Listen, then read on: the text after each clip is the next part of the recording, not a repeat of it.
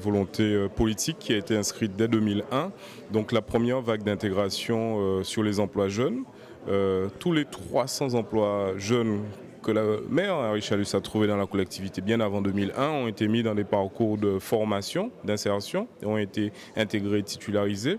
Et depuis, tous les emplois aidés, notamment les agents locaux de médiation sociaux et autres, donc ont toujours suivi des parcours d'intégration et de titularisation pour pérenniser leur emploi et leur permettre de bien évoluer dans leur cadre d'emploi. Ils passent ainsi de contrats de droit privé en devenant de véritables fonctionnaires territoriaux. On a une grande chance à cette heure aussi tardif en fait par rapport à l'âge. Je dirais que merci à M. Chalus et d'autant plus, surtout moi qui croyais qu'à cet âge tardif que je n'allais plus trouver de boulot. Je lui dis un grand merci. Et mais maintenant, comme on dit, l'avenir est à nous et c'est à nous de prouver qu'on valait la peine d'être titularisé. Voilà. Ce sera un accompagnement, mais en plus ce sera une continuité. Parce que ça fait les 3 ans qu'on soit là. On est là.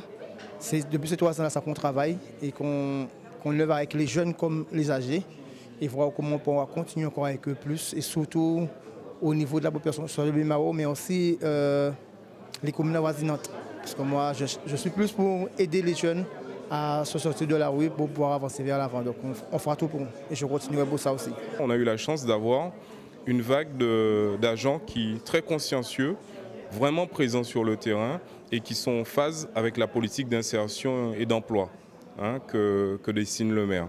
Donc comme il le disait tout à l'heure, c'est aussi la collectivité respecte les droits des agents en les titularisant, mais aussi le maire tout à l'heure leur rappelait à leur devoir. La loi de 84 sur les agents communaux s'intitule Droits et devoirs. Donc aujourd'hui on respecte les droits en titularisant et tout le reste qui s'ensuit. On compte aussi sur eux pour qu'ils continuent à servir l'intérêt général, à servir la population bémaotienne. Voilà, c'est tout le mal qu'on leur souhaite. En tout cas, moi j'en connais beaucoup et je leur souhaite bienvenue dans la fonction publique territoriale, à la ville de Bémao, mais surtout qu'ils aient toujours en conscience que leur fil d'Ariane soit qu'on est là pour servir la population bémaotienne.